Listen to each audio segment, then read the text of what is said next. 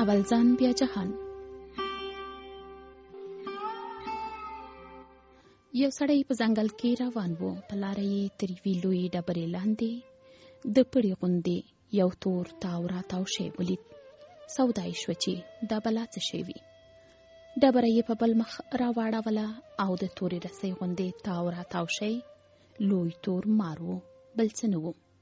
مار وویل ښه کار وشو چې آزاد شوم. پوره 2 ورځې مخکې مې زور واهه چې راووځم، خو د راوتلو وس مې نه و. رښتیا زه ډېر وږی یم، شاوخوا بل څه نه ښکاري، همدا تا باید وخورم. سړی په وارخطا او پوړېدلي غږ ورته وویل دا نو مناسبه نه ده چې ما وخوري. که زه نه وای تر ډبرې لاندې به دې ساه ورکوله. مار وویل په دې خبرو دې زه نه یم.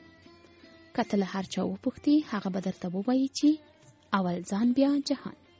سړي وویل زما په نظر که له هر چا وپوښتې هغه به درته ووایي چې که بل در سره ښه کړي وي نو د هغه ګټه به هم نه هېروي. د بل د ښو منل د هر چا تر ټولو مهمه دنده ده او دا به مني چې ما له مرګه ژغورلی یې. مار د ځان د ګټې خبره کوله او سړی د احسان او نیکۍ د منلو. د دوی بحث اوږد شو. بلاخره مار ورته وویل راځه یو بل کار وکړو. که هر څوک دلته راپیښ شول له هغه به وپوښتو چې اول ځان بیا جهان، که اول د نورو غم بیا د ځان غم. سړی وویل یو څوک به هر څه وایي، دا خو انصاف نه دی چې د یو کس د نظر په خاطر خپل ټول ژوند په خطر کې واچوم. مار وویل ځه یو کس نه، دا یې 2 کسه. له 2 لومړی تیریدونکو کسانو به همدا پوښتنه وکړو چې اول ځان بیا جهان، که اول د نورو غم بیا خپل غم.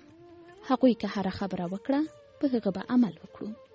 سړی وویل دا یو کس ممکن ستا نظر ومني او دا بل زما، بیا به څه کوو؟ مار وویل دا خبره به دې هم ومنم. زه دا یې 2 نه، دا یې 3 کسه. په محکمو کې رواج دی چې 3 قاضیان فیصله کوي. که 2 ستا خبره ومنله تا یوړه، او که 2 یا 3 زما خبره سمه وبلله ما یوړه. راځي.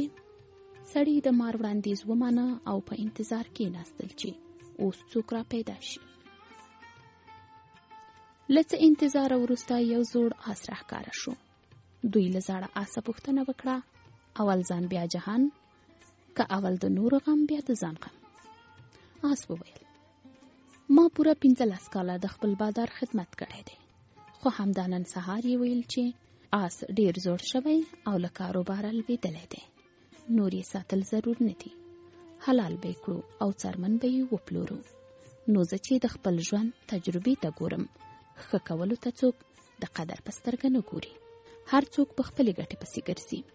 د زاړه آس خبرو مار خوشاله کړ او ورته یې وویل لږ صبر وکړه چې له 2 نورو کسانو هم دا پوښتنه وکړو. شیبه نیمه پس یو زوړ او نابینا غوندې تازي را پیدا شو. دوی له تازي هم دا پوښتنه وکړه. تازي وویل ما ته وګورئ، زما څه حال دی؟ ما پوره 10 کاله د خپل بادار خدمت وکړ او اوس چې له کاره لوېدلی یم نه مې ساتي. ما خو تر اوسه پورې داسې څوک نه دي لیدلي چې د بل احسان ومني او له خپلې ګټې تیر شي. مار سړي ته وویل دغو 2 خو زما خبره سمه وبلله، 3 کس ته انتظار کول ضرور نه دی، اکثریت له ما سره دی. خو سړي وویل کېدای شي 3 کس نوي څه ووایي او د دغو نورو 2 نظر بدل کړي. صبر پکار دی. مار د سړي دا غوښتنه هم ومنله او ډیر وخت لا نه و تیر چې یو ګیدړ را پیدا شو. دوی ګیدړ ودراوه چې نظر یې وپوښتي. ګیدړ د شاتنۍ پښې په خپړو باندې چپ غوږ وګراوه او بیا یې سړي ته اشاره وکړه چې نږدې ورشي. سړی نږدې ورغی. ګیدړ په غوږ کې ورته وویل که ستا په ګټه فیصله وکړم څه به راکوي؟ سړی یې په غوږ کې وپوسڼېده او ورته یې وویل 2 چاغ چرګان. ګیدړ نورو ته مخ راواړاوه. ویې ویل کیسه داسې وه چې سړی تر تیږې لاندې و او مار. نورې خبره ورغوڅه کړه.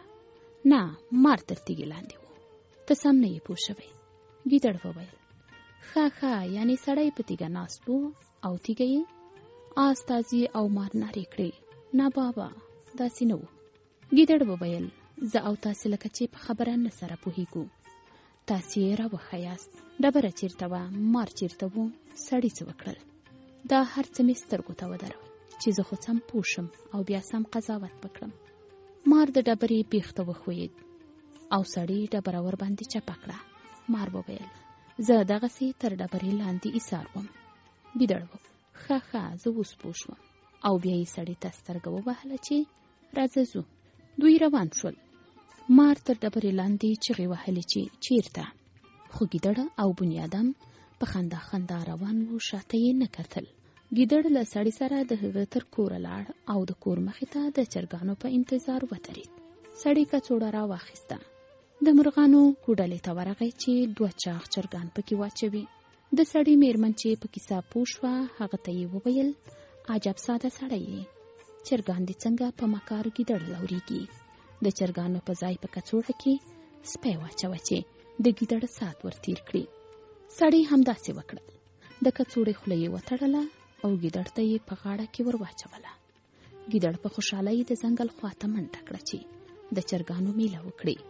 خو هورې یې چې کڅوړه پرانیستله سپی راووت او ګیدړ یې د سترګو په رپ کې تر ستوني تیر کړ.